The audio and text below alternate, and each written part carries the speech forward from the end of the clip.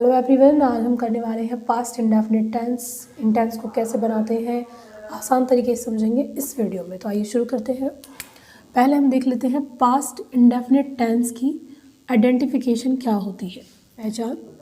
जिन वाक्यों के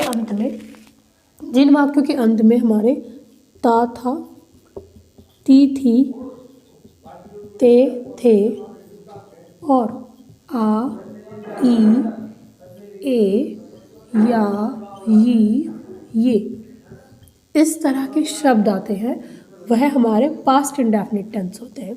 अब इसका सबसे पहले हम करेंगे एफर्मेटिव रूल के बाद हम लिखेंगे इसमें वर्ब की सेकंड फॉर्म।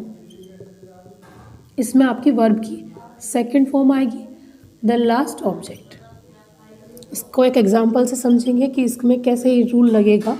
जैसे मान लीजिए एक सेंटेंस है, वह बाजार जाता था। मान लीजिए इस वाक्य है आपका, वह बाजार जाता था। सबसे पहले इसके नीचे मैं नंबर डाल दूंगी। सबसे पहले सब्जेक्ट, उसके बाद आपका वर्ब, तीसरा आपका ऑब्जेक्ट।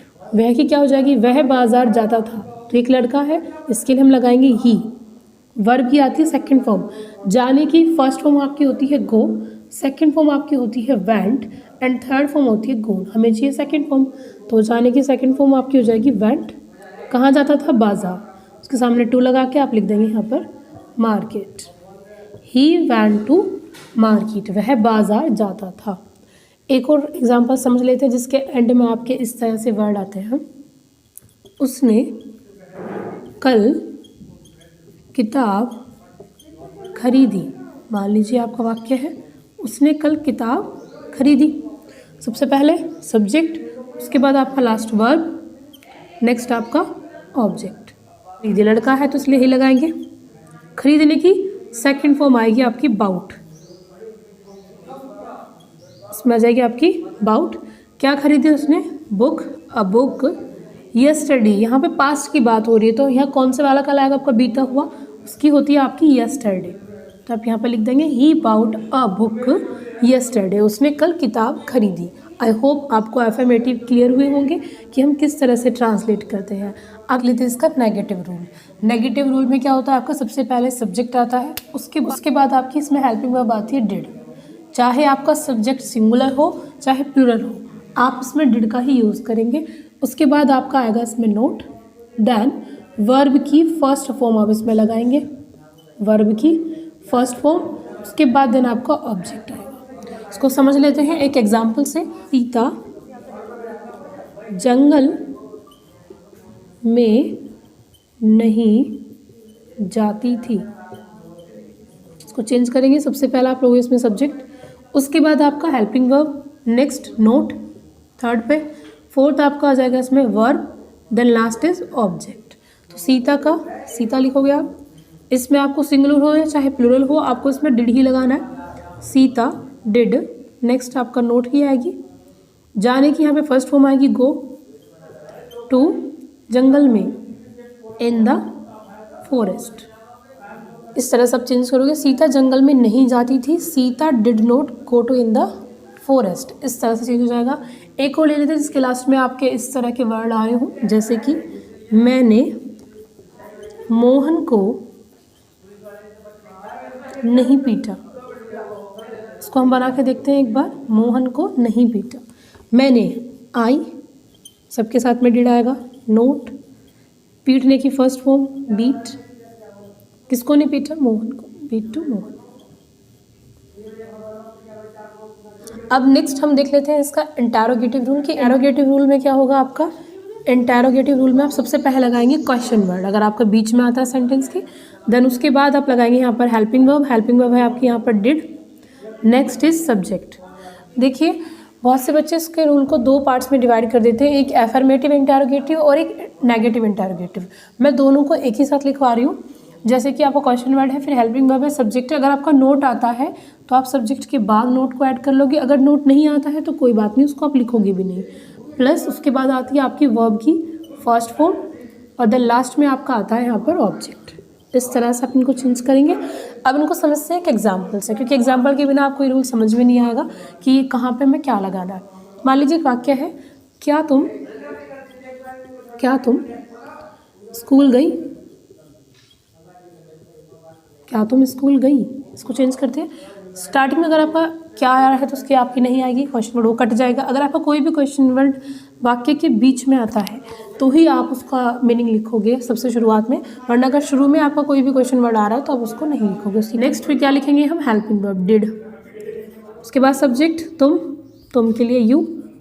गई, जाने की क्या आ जाएगी आपकी? Go to school. इस तरह से इसको बदल देंगे हम। Did you go to school? क्या तुम स्कूल गई? नेक्स्ट, अगर हमारा क्वेश्चन वर्ड्स वाक्य के बीच में आ रहा हो तब हम कैसे लगाते हैं, रूल को एक बार से देख लेते हैं। तुम कैसे खाना खाते थे? मान लीजिए हमारा वाक्य है, तुम कैसे खाना खाते थे। कैसे के लिए हम सबसे पहले वीसी की लगाएंगे, क्वेश्चन वर्ड की। कैसे के लिए हाउ। उसके बाद आपकी हेल्पिंग वर्ब डिड आएगी। नेक्स्ट सब्जेक्ट तुम के लिए you. How did you.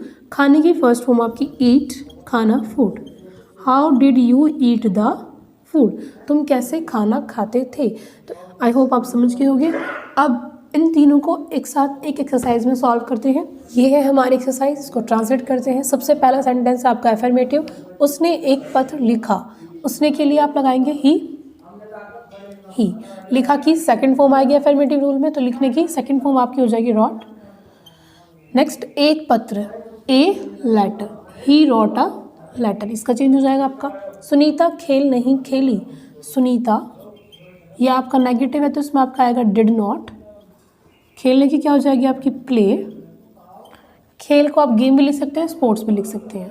Play और गेम या स्पोर्ट्स आप कुछ भी लिख सकते हैं। उसने मुझे कल एक किताब दी, ये आपका एफर्मेटिव है। उसने के लिए आप लगाएंगे सबसे पहले ही। किताब दी, देने की सेकंड फॉर्म आपकी हो जाएगी ही गेव मी। उसके बाद अ बुक, ये आपका पास्ट है इसलिए आपका यस्टरडे ही आएगा।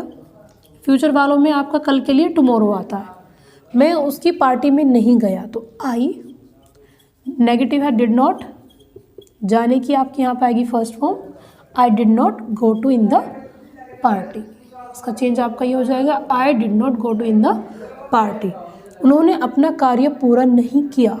उन्होंने, तो यहाँ पर आ जाएगा आपको उन्होंने के लिए दे डिड नॉट। पूरा करना, पूरा करने की फर्स्ट फॉर्म आपकी हो जाएगी कंप्लीट। नेगेटिव में आपकी फर्स्ट फॉर्म आएगी कंप्लीट। अपना कार्य, दे के साथ अपने की आती है आपकी देयर। दे के साथ अपने की देयर, कार्य की work. They did not complete their work. क्या उसने कुछ बताया, क्या शुरू में आ रहा है तो उसकी कट जाइए स्पेलिंग, और सबसे पहले हम किसकी लिखेंगे डिड। उसके बाद आपका सब्जेक्ट उसने। डिड ही कुछ बताया, बताने की आपकी हो जाएगी टेल। कुछ की आप समथिंग एनीथिंग कुछ भी लिख सकते हैं। Did he tell anything. तुम दिल्ली क्यों गए थे, सबसे पहले क्योंकि वाई। उसके बाद आपका हेल्पिंग वर्ब डिड। उसके बाद सब्जेक्ट तुम। वाई डिड यू, जाने की फर्स्ट फॉर्म गो टू, कहाँ पे जाना है दिल्ली, तो why did you go to Delhi, तुम दिल्ली क्यों गए थे। आई होप आपको पास्ट इंडेफिनिट क्लियर हुआ होगा कि किन वर्ड्स के लास्ट में आने पर हम पास्ट इंडेफिनिट के ये रूल्स लगाते हैं। आपको अगर कोई सेंटेंस समझ में आए हो, इजी लगा हो आपको ये टॉपिक, तो वीडियो को लाइक करें, चैनल को सब्सक्राइब करें। इसी तरह के और सेंटेंसेस की वीडियोज़ को पाने के लिए मिलते हैं नेक्स्ट वीडियो में। Thanks for watching.